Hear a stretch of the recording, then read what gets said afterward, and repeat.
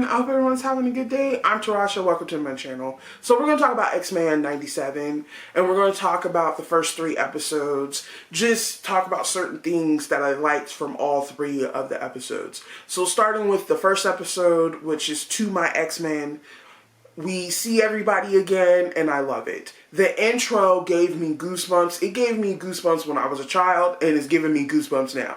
Because it's basically the same intro. It's just a little bit more elevated, and I love that. The way they're using Scott, I like. Because I feel like in the old cartoon, they used him, but I feel like it was more Wolverine show than Cyclops. The way they're using him is really good. Now, Jean is pregnant, which I love Jean. You know, I love Jean because she's very powerful. She's a very powerful mutant. Now Charles, he's gone. It's been a year, I believe, after he left. Also, the way they're using Storm. Storm is one of my favorite characters. I've talked about her before. But she's just, for me personally, she was the very first black woman superhero that I seen. And I fell in love with her, and I started researching about her more and stuff like that. And I love her. The way they're using her, especially in the first episode, they're really showing off her powers and how badass she is. Because when they were going against the Sentinels, and you know the first episode got to be about the Sentinels, is because the way they were saying Omega threat, Cyclops was saying bring him the forecast, to say it that way. And here she come making sand in the glass, and here comes the Sentinels talk about Omega level threat. I was like, okay, they're using her the way that she should be used. I love her mohawk. I talked about this before in my first video about X-Men. I love her mohawk. It's beautiful, and I love it. Now, seeing Wolverine jump on Gambit's back and charge his claws and go at a Sentinel was amazing. Love that. Beast will always be his quirky things and stuff. Love him. Okay, Jubilee. I love Jubilee. Looks like Jubilee's getting a love interest with Sunspot, which we meet in the beginning of this episode. And I love how this is going. I really do, because as much as Wolverine and Cyclops go back and forth, they always work good as a team, and they know that. That's the thing. They know that they work good as a team, so they do that. Now, with Scott, he is trying to fill the shoes of Charles, and he shouldn't be doing that. He shouldn't be doing that. He should find his own footsteps, because him and Jean were about to leave. But, you know, plans change. It really do. We also meet Magneto at the end of this. And then going into the second episode, which was called Mutant Liberation Begins. This is where Magneto goes on trial. They're pulling stuff from the comics, which I love, because they're also pulling, you know, the trial and what he's wearing, because that's straight from Uncanny X-Men. It's the cover, and it looks so good. Like I said, Jean is pregnant. She does go into labor in this episode, in the second episode. And here comes Wolverine talking about, she's saying it's coming. He's saying apocalypse. It was just a funny scene. It was really good. Also in this episode, they also show how something that a lot of people didn't know about, which was Rogue and Magneto. Now, they do have a on and off relationship in the comic books. They also have a child in the comic books. So they're pulling certain things from the comic books and making storylines in the show, which I appreciate and I love. Now, Gambit in that episode, in the second episode, he looks ticked. And, you know, you could tell, even in the comic book, he loves Rogue.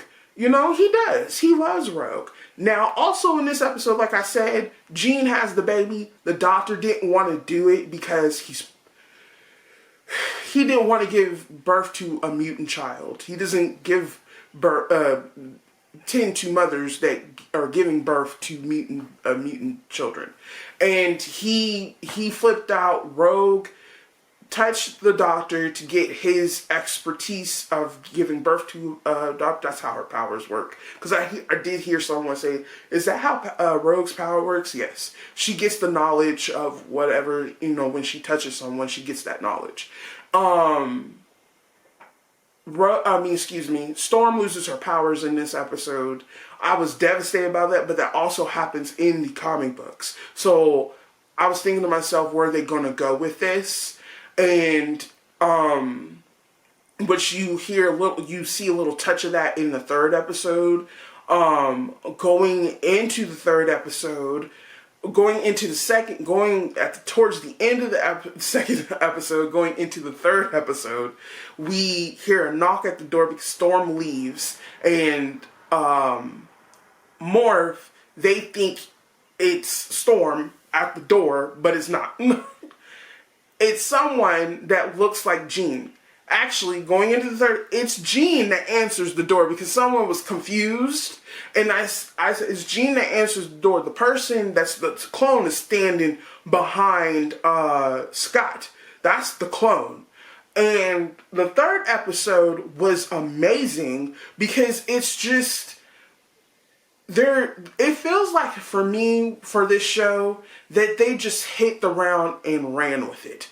They're like, okay, what can we do? What can we do to make this show more elevated? And they did. My expectations for this show gets higher and higher each episode. And they get me every time. They're just throwing stuff at me. And I love that because it's making me get into X-Men a lot more now. And I've been pulling comic books, trying to find comic books. And in the third episode, we also meet Sinister, right? Sinister and Morph, they have a past. And we also meet the clone. The clone is the Goblin Queen / Madeline Pryor. And she turns the house into a scary horror show. Let's say it that way. Stuff was coming out the television. Toys were coming alive. It was just so good. It turned into a haunted house, and I loved it. It was just amazing. Now, also in this episode, like I said, we meet Goblin Queen. And she comes to her senses, but because there was a really good fight between her and Magneto, which I loved. And Sinister did something to the baby, Nathan Summers. They find out it's a virus. Now, if you have watched the first X-Men cartoon, you know exactly what Nathan Summers turns into, which is Cable. And Bishop takes Nathan to the future, and we'll probably see Cable probably in the next couple of episodes, and that's where it goes. And then towards the end of the third episode, we see Storm. She meets Forager. Now, I did some research on here because where they pulling this from is Life Death, which is a title of an episode that's coming up in, I believe, the fourth episode, and they're pulling from the comic book. So I'm going to read that comic so I know what's going on. Now, I said this before. One thing about me is if I see something and someone tells me, "Hey, that's from the comic books," I'll get that comic book and I'll start reading that comic book. If it's a superhero that I don't know nothing about or I know this much about, I'm going to start reading their comic book. But from a fan standpoint, This is amazing.